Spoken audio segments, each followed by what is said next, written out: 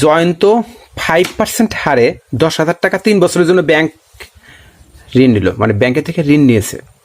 ও প্রথমেই বলা হয়েছে কি যে সরল মুনাফা বের করো। তাহলে সরল মুনাফা বের করার জন্য তোমার আই সমান সমান পি আর এন, পি দরকার, আর দরকার, এন দরকার। এখানে আর সমান কত দেওয়া আছে? 5%। পি সমান কত দেওয়া আছে? 10,000 টাকা। অর্থাৎ তুমি যে টাকা ব্যাংকে থেকে নিয়ে আসছো সেটাই হচ্ছে মূলধন, আর ব্যাংক তোমাকে যত পার্সেন্ট সুদ ধরে দিয়েছে সেটাকে বলা হয় মুনাফার হার, এবং যত বছরের জন্য তুমি নিয়ে আসছো ওটাকে বলা হয় টাইম, সময়, এন। এখানে এন 3 বছর। তো যা হোক, মূলধন পি সমান 10,000 টাকা, মুনাফার হার আর সমান কত? 5%। 5% সমান কি? 5/100। মুনাফা আই সমান পি আর এন, পি এর মান বসে দাও, আর এর মান বসে দাও, এন এর মান বসে দাও, হয়ে গেল। এখন ওরা বলছে 2 নম্বরে যে সরল মুনাফা ও চক্রবৃদ্ধি মুনাফার পার্থক্য বের করো। তা আমরা লিখে নিলাম মূলধন পি সমান কত? 10,000 টাকা, মুনাফার হার আর সমান কত? 5%। 5% সমান কত? 5/100 বা 5/100। এটাকে আমরা এইভাবেই রাখবো, এটাকে চেঞ্জ করব না। সময় এন সমান 3 বছর, মুনাফা, সরল মুনাফা আয় সমান কত? 1500 টাকা। এটা আমরা কোথা থেকে পাইছি? ক হতে পাইছি? ওরা তো প্রশ্নে বলেই দিয়েছে সরল মুনাফা এবং চক্রবৃদ্ধি মুনাফার পার্থক্য বের করো। তো সরল মুনাফা তো আমরা কত নির্ণয় করছি সেটা আমরা লিখে দিলাম, ক হতে প্রাপ্ত। দেখো আবার চক্রবৃদ্ধি সরাসরি লিখে দিবে, চক্রবৃদ্ধি মূলধন কমা সি সমান কত? P into 1 plus R to the power N. এখানে পি কত একটু মনে করো তো? পি হলো 10,000 টাকা, নাকি? 10,000 টাকা উনি নিয়েছেন, এই জন্য এটা পি। 1 প্লাস আর এর মান 5/100। এরপরে উপরে এন এর মান কত? কয় বছরের জন্য নিয়েছিলেন? 3 বছরের জন্য, এত টাকা। সমান সমান 10,000 লিখে দাও। 1 প্লাস 0.05 উপরে 3, এত টাকা, সমান সমান 10,000 ইন্টু 1.05 এর উপরে 3। ক্যালকুলেট করলে কত টাকা আসে আমরা ওখান থেকে দেখে নিচ্ছি। 11,576, 11,576.25, 11,576.25 টাকা। আশা করি লেখাটা তোমরা বুঝতে পেরেছো। 1 লিখলাম, 100 দিয়ে ভাগ করলে হয় 0.05, 1-এর সাথে যোগ করলে হয় এটা, তার উপর কিউব। ক্যালকুলেটার কিউবে হিসাব করবা। ক্যালকুলেটার আগে তুমি লিখবে ব্র্যাকেট দিয়ে এইটা লিখে ব্র্যাকেট ক্লোজ করে কিউব দিবা, মানে পাওয়ার দিবা। পাওয়ার দেওয়ার নিয়ম তোমরা হয়তো দেখেছি যে পাওয়ারটা কিন্তু এরকম চিহ্ন দেওয়ার পরে তুমি ইচ্ছা করলে সমান চিহ্ন চাপ দিয়ে তারপরে গুণন চিহ্ন দিয়ে 10,000 লিখতে পারো, অথবা সরাসরি এখানে গুণ চিহ্ন দিয়ে 10,000 লিখতে পারো। তো তুমি ভেঙে যদি করো সেটাই ভালো হয়, নির্ভুল হওয়ার সম্ভাবনা থাকে। তাহলে এটা লেখার পরে তুমি সমান চিহ্ন চাপ দিবে, যে রেজাল্টটা আসবে তার সাথে আবার তুমি 10,000 গুণ দিবে, 10,000 গুণ দিলে এটা আসবে। এরপরে চক্রবৃদ্ধি মুনাফা বের করতে হবে। চক্রবৃদ্ধি মুনাফা সমান কি? C minus P. তো আমরা লিখে দিলাম সি মাইনাস পি। তাহলে তোমরা আবার একটু খেয়াল করো, তাহলে কিভাবে লিখবো দেখো। 1500 টাকা, তার নিচে আমরা এই অংশটা লিখবো। আবার চক্রবৃদ্ধি মূলধন সি সমান P into 1 plus R to the power N. তারপরে পি এর মান বসাও, 1 প্লাস আর এর মান বসাই দিলাম, তারপরে ক্যালকুলেট করলে এটা আসলো। এখন আমাদের আরেকটা লাগবে, সেটা হচ্ছে কি? চক্রবৃদ্ধি মুনাফা লাগবে। তো আমরা লিখলাম চক্রবৃদ্ধি মুনাফা সমান কত? C minus P. সি এর মান তো একটু বের করেছি, সেটা বসাই দিলাম, বিয়োগ পি এর মান জানাই আছে 10,000 টাকা, বসাই দিলাম। বিয়োগ করলে কত আসে? 1576.25 টাকা। সুতরাং সরল মুনাফা চক্রবৃদ্ধি মুনাফার পার্থক্য, অথবা সরাসরি লিখতে পারো নির্ণয় পার্থক্য। এটা বড় আর এটা ছোট, বিয়োগ করে দিলাম, কত আসে? 76.25। তোমরা ধাপগুলো ভালোভাবে খেয়াল করো, আমি ধাপগুলো নিয়ে আবার আলোচনা করতেছি। 1 নম্বর ধাপে কাজ কি ছিল? সরল মুনাফা বের করতে বলছে। তাহলে সরল মুনাফা বের করতে হলে তোমার কি দরকার? আই সমান সমান পি আর এন দরকার। আমরা এটা কিন্তু বের করে নিয়েছি, কতই বের করে নিয়েছি। কত বেরিয়েছিল বলো তো? 1500 টাকা বেরিয়েছিল। এরপর দেখো 2 নম্বরে আমাদের দরকার হচ্ছে সির মান বের করা। তাহলে চক্রবৃদ্ধি মূলধন, তাই না? চক্রবৃদ্ধি মূলধন সি বের করব। সি সমান কি? P into 1 plus R to the power N. এই সূত্রে আমরা বের করেছি এটা কত? 11,576.25, এত টাকা, তাই না? এরপরে আমরা 3 নম্বরে গিয়ে কি লিখবো? চক্রবৃদ্ধি মুনাফা লিখব। চক্রবৃদ্ধি মুনাফা কত? C minus P. এখন এই 3-এর যে রেজাল্টটা আসবে, সি মাইনাস পি কত আসছিল? সি মাইনাস পি আসছিল 1576.25 এত টাকা। তাহলে এই 3-এর রেজাল্ট হতে আমি 1-এর এই রেজাল্টটা বিয়োগ করে দেব, তাই নির্ণয় পার্থক্য বের হয়ে যাবে। তাহলে এখানে ধাপ কয়টা? 3টি ধাপ। আর চতুর্থ ধাপ হচ্ছে পার্থক্য। হ্যাঁ, নির্ণয় পার্থক্য। চতুর্থ ধাপে নির্ণয় পার্থক্য বের করব, এইটা বিয়োগ এটা। ওকে, আশা করি বুঝতে পেরেছো। এবার ওরা প্রশ্নে বলেছে, দেখো, যদি উভয় মুনাফার পার্থক্য 45.75 হয় তবে জয়ন্তের ঋণের পরিমাণ বের করো। গ নাম্বার, ঋণের পরিমাণটা কত এটা তো আমরা জানি না, পার্থক্য দিয়ে দিয়েছে কিন্তু ঋণের পরিমাণটা দেয় নাই। আর আগের সব নিয়ম কানুন আগের মতোই, সবই ঠিক থাকবে প্রশ্নের, শুধু ঋণের পরিমাণটা চেঞ্জ হয়ে যাবে। ঋণের পরিমাণ চেঞ্জ হবে কখন? যদি পার্থক্য চেঞ্জ হয়ে যায়, ঋণের পরিমাণ কত হবে? এটা 5% থাকবে, সময় 3 বছরই থাকবে। ওকে, প্রশ্ন কিন্তু বোঝাটা এখানে একটু কঠিন আছে। যদি উভয় মুনাফার পার্থক্য এত হয় তাহলে এই পার্থক্যটা ধরবো আমরা, এই পার্থক্য ধরে অঙ্ক করব। কিন্তু ঋণের পরিমাণ বের করতে বলা হয়েছে। ঋণের পরিমাণ আগে ছিল 10,000 টাকা, তখন পার্থক্য হয়েছে একটা, আমরা যেটা বের করেছি। এখন ঋণের পার্থক্য দেওয়া আছে, ঋণের পরিমাণ বের করতে হবে। এই ক্ষেত্রে মুনাফার হার এটাই থাকবে আর সময় 3ই থাকবে। তাহলে আমরা ধরে নেব ঋণের পরিমাণ কত। ধরি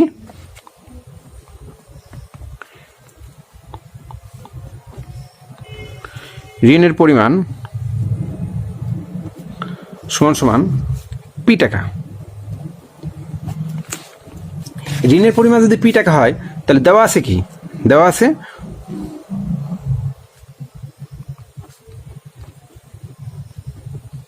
মুনাফার হার কত? 5%।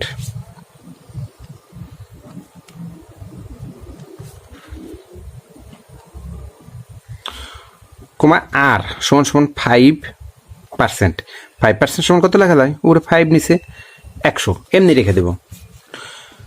সময় এন,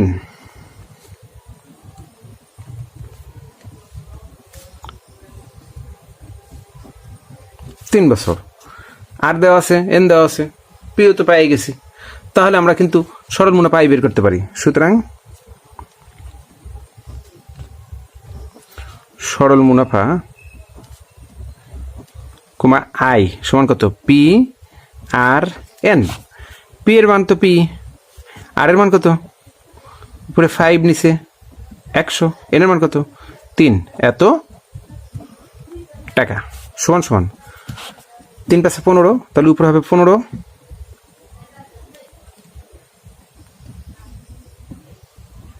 পি নিচে হবে হচ্ছে 100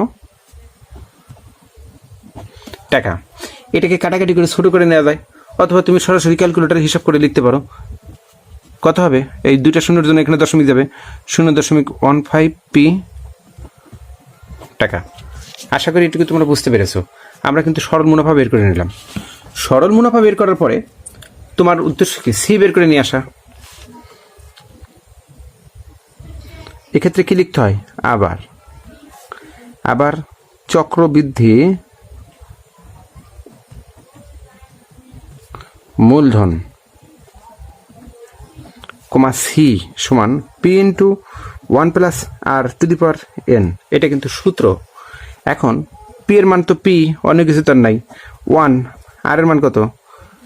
উপরে 5 নিচে 100, এন এর মান 3, এত টাকা।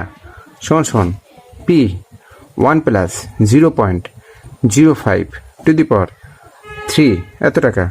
সমান সমান পি গুণন 1.05 তারপর 3 এত টাকা।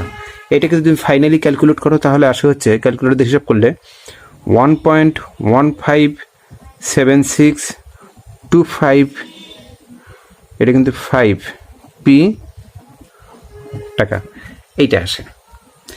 এখন তুমি সির মান পেয়ে গেছো, মনে পড়ে? 3 নম্বর ধাপে আমরা কি কাজটা করি? সি মাইনাস পি বের করি। ওই সি মাইনাস পি নাম কি? সুতরাং চক্রবৃদ্ধি মুনাফা সির নামটা হলো সি মাইনাস পির নাম হলো চক্রবৃদ্ধি মুনাফা। সি মাইনাস পি, সি এর মান কত 1.157625, পি মাইনাস পি ব্র্যাকেটে টাকা সমান সমান, এই যে দেখো এখানে পি আছে এখানে পি আছে না, দুইটা পির জন্য আমি একটা পি কমন নিয়ে নিই। তাহলে পি কমন নাও, 1.157625 বিয়োগ 1, এই পি আর এই পি কমন চলে গেছে। তাহলে এই পি যখন কমন যাবে তখন এটা থাকবে, আবার এই পি যখন কমন যাবে দুইটা পি মানে কি দুই জায়গা থেকে দুইটা পি আমি খেয়ে ফেলছি, এখান থেকে পি খাইছি তো এইটুকু আছে, আর এখান থেকে যখন পিটাকে আমি খেয়ে ফেললাম তখন এখানে আছে শুধু একটা 1, এত টাকা। এখন পি গুণন, এটা থেকে যদি 1 বিয়োগ দাও তাহলে বাকি কোন অংশটুকু থাকবে? এই অংশটুকু থাকবে 0.157625, এত টাকা। এটা কিন্তু সি মাইনাস পি আসছে। এখন পার্থক্য কি? সরল মুনাফা ও চক্রবৃদ্ধি মুনাফার পার্থক্য এটা আমরা বের করি কি? নির্ণয় পার্থক্যতে বের করতাম না, কিন্তু এখানে নির্ণয় পার্থক্য দেওয়া আছে। হ্যাঁ, এখানে কিন্তু নির্ণয় পার্থক্য দেওয়া আছে। তাহলে সরল মুনাফা চক্রবৃদ্ধি মুনাফার পার্থক্য দেওয়া আছে, তো আমরা সি মাইনাস পি তো এটা পাইছি। পার্থক্য যখন বের করবো তখন এটা থেকে কি ওই চক্রবৃদ্ধি মুনাফা থেকে সরল মুনাফা বিয়োগ করতে হয় না? তাহলে আমরা কি লিখতে পারি প্রশ্ন মতে? চক্রবৃদ্ধি মুনাফা কি? এটা 0.157625 বিয়োগ সরল মুনাফা। সরল মুনাফা কত? 0.15 পি না? এই যে দেখো 0.15 পি সরল মুনাফা। তাহলে বিয়োগ করলাম 0.15 পি সমান সমান কত টাকা দেওয়া আছে? ওদের পিয়াতে বলছে কত, শর্ত দেওয়া আছে 45.75। এটা হচ্ছে সরল মুনাফা চক্রবৃদ্ধি মুনাফার পার্থক্য, আর এটাও সরল মুনাফা চক্রবৃদ্ধি মুনাফার পার্থক্য। তাহলে আমার এটা সমান ওদের এটা, বা এবার পি কমন নেব, পি কমন নাও, তাহলে কত আসে? 0.157625 বিয়োগ 0.15। দেখো দুই জায়গা থেকে, এখান থেকে পি আর এখান থেকে পি কমন চলে গেছে, তার মানে খেয়ে ফেলছি। এখান থেকে যখন খাইছি তখন এটা আছে, আর এখান থেকে যখন খাইছি তখন এটা আছে। সমান সমান, খাইছি বললে শব্দটা খারাপ শোনা যায়, কিন্তু কি করবো বাবা, তোমাদের বোঝানোর জন্য এটাই বলতে হয়। আমি ক্লাসে এইভাবে আলোচনা করি। বা আমি শুধু পির মানটা বের করব। পির মান বের করলে এটা বিয়োগ করব, এটা বিয়োগ করলে কত আসে এটি হিসাবটা তোমরা নিজেরা করে নাও, করে নিয়ে মানটা এর নিচে বসিয়ে দিও। সেটা হচ্ছে পি সমান সমান পি গুণন দিয়ে দাও। এটা যখন বিয়োগ করবে তখন আসবে হচ্ছে 5। বিয়োগের নিয়মটা তোমাদের দেখাচ্ছি, এমনি বিয়োগ করা যায়। দেখো এর নিচে মনে মনে শূন্য ধরো, যতগুলো সংখ্যা আছে ডিজিট আছে, তাহলে 1 2 3 4 ডিজিট আছে না, ওই 4 ডিজিটের জন্য শূন্য ধরো। তাহলে এই দুইটার সাথে কিন্তু এই দুইটা মিলে যাচ্ছে, সুতরাং এই দুই ঘরে শূন্য হবে। আর এখানে শূন্য ধরো, ওই 4টা শূন্য, মনে মনে 4টা শূন্য ধরো, তাহলে কত হবে? 7 6 2 5 সমান সমান 45.75। এটা কিভাবে বিয়োগ করছি তোমাদের একটু শেখাই। দেখো অনেকে মানে বুঝতে পেরেছো, যারা এগুলো প্রাথমিক জ্ঞান যাদের আছে তারা তো বুঝতে পারছো, যাদের বেসিক স্ট্রং। দেখো 0 পয়েন্ট, বিয়োগের নিয়ম কি? 0.15762 হ্যাঁ, বিয়োগ হচ্ছে 0.15। এখানে তো কোনো সংখ্যা নাই, দশমিকের পরে কিন্তু ইচ্ছা মতো শূন্য নেওয়া যায়। তাহলে কত থাকে? 5 2 6 7 মিলে গেছে শূন্য, মিলে গেছে 0.0। এটি এখন এটা দ্বারা এটা ভাগ করব, বা পি সমান সমান 45.75 ভাগ 0.00765। এটা যদি ভাগ করে দিলাম, আমি কিন্তু পরে আর পি লিখবো না, কারণ আমি একক লেখার ইচ্ছা প্রকাশ করতেছি আর কি, এই জন্য একটা বাড়তি লাইনও লিখছি, নইলে সরাসরি লিখে দিতে পারতাম। তাহলে এটা দিয়ে এটা যদি ক্যালকুলেট করো আসবে হচ্ছে 6,000 টাকা। 6,000 টাকা। তাহলে ঋণের পরিমাণ বের হয়ে গেল। আমরা কি লিখব? সুতরাং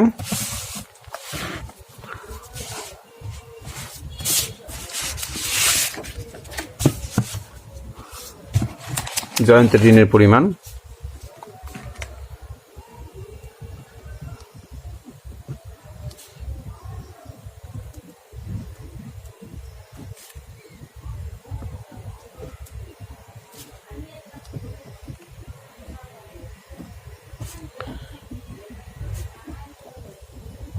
৳৬,০০০। উনি যদি ৳৬,০০০ ঋণ নেয় তাহলে ওনার পার্থক্যটা আসবে হচ্ছে ওই সরল মুনাফা চক্রবৃদ্ধি মুনাফা পার্থক্যটা এটা আসবে। সুতরাং জয়ন্তের ঋণের পরিমাণ ৳৬,০০০। আশা করি অঙ্কটা বুঝতে পেরেছো। রাজশাহী বোর্ড 2016-তে আসছে। রাইসা তার বিদ্যালয় হতে প্রাপ্ত বৃত্তি ও উপবৃত্তির মোট ৳10,000 5 বছরের জন্য ব্যাংকে জমা রাখে। বার্ষিক মুনাফা 8%। এতকে উৎপাদক বিশ্লেষণ করে, তাহলে ক নাম্বারের সাথে কিন্তু এটার কোনো সম্পর্ক নাই। আমরা ক নাম্বারটা করে ফেলি। দেখো ক নাম্বারে উৎপাদক বিশ্লেষণ করতে বলছে, তাহলে এটা রাজশাহী বোর্ড 2016। তোমরা ভালো করে দেখে নিবা, প্রশ্নটা ভালো করে দেখে নাও। এসব প্রশ্ন কিন্তু মুখস্থ পর্যায়ে নিবা। ক নাম্বারে আছে x² - 5x - 6 = x² লিখবো। একটু মনোযোগ দিয়ে খেয়াল করবে। মিডল টার্ম বিভিন্নভাবে করানো যায়, কিন্তু আমি মনে করি আমি যেভাবে করাই এটি সহজ, এই জন্য আমি এভাবে করাই। অন্য টিচাররা এরকম মনে করতে পারে কি করার আছে আর মাইনাস। আমি দূরে গিয়ে কি লিখবো -6। এই পদ্ধতি অবলম্বন করলে চিহ্নর কোনো ভুল হয় না। দেখো এই দুইটা কি মাইনাস না, দুটো মাইনাসকে যখন গুণন দিবে তখন কি হবে এখানে প্লাস। এবার এইটা আর এটা গুণন দাও। x² আগে কি আছে মনে মনে একটা 1 আছে না, x² আগে মনে মনে একটা 1 আছে, সেই 1 এর সাথে 6 গুণ দিলে কত হবে 6 হবে। এবার 6 ভেঙে দুইটা সংখ্যা বানাবা, যে দুইটা সংখ্যা যোগ অথবা বিয়োগ করলে, কিন্তু এই কথা তোমার এখন বলতে হবে না, তুমি সরাসরি বলবা বিয়োগ করলে। কারণ কি প্রথম দুইটা চিহ্ন দুই রকম, চিহ্নদ্বয় বিপরীত দুই রকম হলে সংখ্যাদ্বয় বিয়োগ হবে, মিলিত হবে 5। চিহ্নদ্বয় একরকম হলে সংখ্যাদ্বয় যোগ করতে হবে, মিলিত হবে 5, যোগ করে 5 মিলিত হবে। এখন দেখো 6 সমান কি লেখা যায় 6 গুণন 1, আবার 6 সমান কিন্তু লেখা যায় 3 গুণন 2। বিয়োগ করো কত হয় 1 হয়। এই জোড়া দিয়ে কাজ হবে না, আমাকে এই জোড়া নিতে হবে। তাহলে আমি লিখবো প্রথমে 6x, তারপরে 1x, শুধু x লিখলেই হয়। এখন এই 6x থেকে x বিয়োগ দিলে কত 5xই হবে। কমন নিতে হবে জোড়ায় জোড়ায়, তো আমি এই জোড়া থেকে কমন নেব। কমন নেওয়ার সময় চিন্তা করতে হবে জোড়ার ভিতরে ছোট কোনটা, x ছোট, তাহলে এই ছোটটা কমন নেব। এখানে দুইটা x আছে, তুমি একটা x কমন নিছো মানে কি খায় ফেলছো, তাহলে এখান থেকে দুইটার মধ্যে থেকে একটা খাইছো, এটা মনে করো তোমার খাবার প্লেট, তুমি একটা খাইছো, তাহলে আর থাকে কি এখানে একটা x থাকে মাইনাস। এই এক্সটাতে তুমি খাইয়ে ফেলছো, দুজনের থেকে দুইটা x নিয়ে তুমি খাইয়ে ফেলছো, তাহলে এখানে কি আছে শুধু একটা 6 আছে প্লাস। এই দুইটার ভিতরে কিছুই কমন নাই, যদি দেখো যে কোনোটাই কমন নাই তাহলে তুমি 1 কমন নেবে। 1 কমন নিলে x। এখন চিহ্নটা খেয়াল করে এখানে প্লাস থাকলে তোমার কোনো বাবা চিন্তার দরকার নেই, যা আছে তাই লিখবে -6 সমান। এবার দেখো দুইটা x - 6 আছে, তাই না? x - 6 দুই জায়গা থেকে 6 যদি আমি খাইয়ে ফেলি তাহলে কি থাকে এখান থেকে x - 6 দুই জায়গা থেকে দুইটা খাইয়ে ফেললাম, এখানে থাকে হচ্ছে x, এখানে থাকে কি +1। পরবর্তীতে ওরা বলেছে সরল মুনাফা চক্রবৃদ্ধি মুনাফার পার্থক্য বের করো। তুমি এতক্ষণ যেভাবে শিখেছো একই নিয়ম। তাহলে এখানে রাইসা কত টাকা উপবৃত্তি পেয়েছিল, সেটা হচ্ছে তার কি মূলধন। উনি ব্যাংকে টাকাটা রেখেছেন, কত টাকা মুনাফার হারে রেখেছেন, মুনাফার হার কত ছিল একটু খেয়াল করো 8%টা, তাহলে আর সমান কত 8%।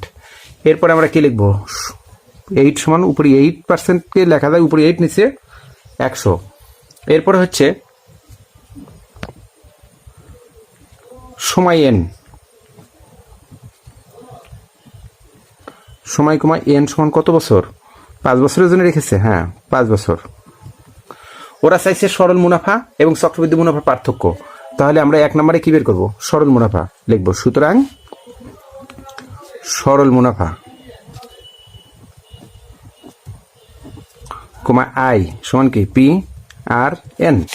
p এর মান কত 10,000 টাকা গুণন r এর মান হচ্ছে উপরে 8 নিচে 100 গুণন n এর মান হচ্ছে 5, এই হোল ব্র্যাকেট দিয়ে লিখতে হবে টাকা সমান। এটা ক্যালকুলেট করলে দেখো এই দুইটা শূন্য আর এই দুইটা শূন্য কেটে যায়, 5 এটা 40, তাহলে 40 লেখো, তার সাথে আরো দুইটা শূন্য দাও, তাহলে সরল মুনাফা আসছে কত 4,000 টাকা। এরপরে 2 নম্বরে কাজ কি আমার, প্রথমে কাজ হলো i সমান p/n বের করব। 2 নম্বর কাজ হচ্ছে c সমান কি বের করব p × 1 + r⁴ n। এই দ্বিতীয় ধাপটা হচ্ছে এটা। তাহলে দ্বিতীয় ধাপে দেখো, আমরা দ্বিতীয় ধাপ লেখার আগে কী লিখি মনে পড়ে? আর লিখি, আবার লিখি, আবার চক্রবৃদ্ধি মূলধন কমাসি P into 1 plus R to the power n. P এর মান কত? 10,000। 1 প্লাস আর এর মান হচ্ছে উপরে 8, নিচে 100, এন এর মান হচ্ছে 5, এত টাকা। আশা করি তোমরা ভালোভাবে বুঝতেছ। সমান এটা লেখো 1 প্লাস এটা ক্যালকুলেট করলে 0.085 এত টাকা সমান সমান 10,000 গুণন 1.08 উপরে 5 এত টাকা সমান সমান এটাকে ফাইনালি ক্যালকুলেট করলে আসে 14,6,9,3.28 এত টাকা। তাহলে তুমি সি এর মান পেয়ে গেছো। সি এর মান পাওয়ার পরে 3 নাম্বার কাজ কি একটু মনে করে দেখো। সি মাইনাস পি বের করতে হবে, চক্রবৃদ্ধি মুনাফা বের করতে হবে, সি মাইনাস পি। তারপরে এটা থেকে এটা 3-এর রেজাল্ট থেকে 1-এর রেজাল্ট বিয়োগ করে দেব। চক্রবৃদ্ধি মুনাফা সমান সমান কত? C minus P. সি এর মানটা কত? সি এর মান আসছে 14,6,9,3.28 বিয়োগ এটা ছিল 10,000। ক্যালকুলেট করলে আসা হচ্ছে 4,6,9,328 এত। সরাসরি পার্থক্য লিখতে পারো অথবা লিখেও লিখতে পারো। 4,6,93.28 বিয়োগ সরল মুনাফা কত বের হয়েছিল সেটা লিখে দাও। সরল মুনাফা বের হচ্ছিল হচ্ছে 4,000 টাকা। লিখে দাও। সমান সমান 600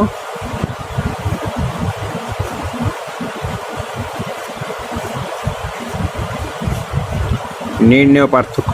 এবার গ নাম্বারটা দেখো। গ নাম্বার বলেছে সরল মুনাফার ক্ষেত্রে উক্ত টাকা।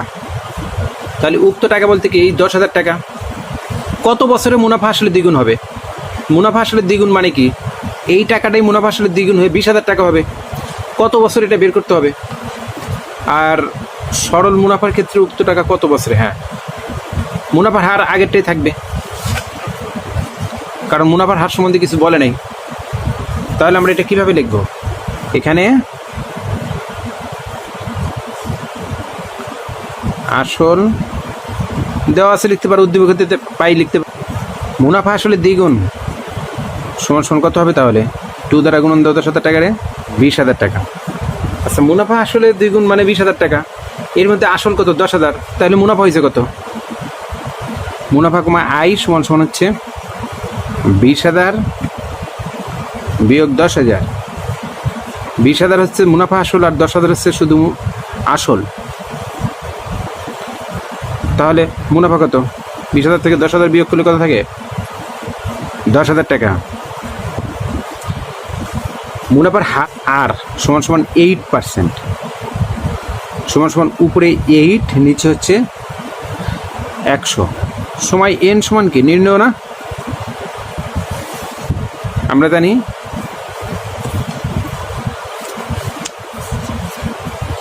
PRN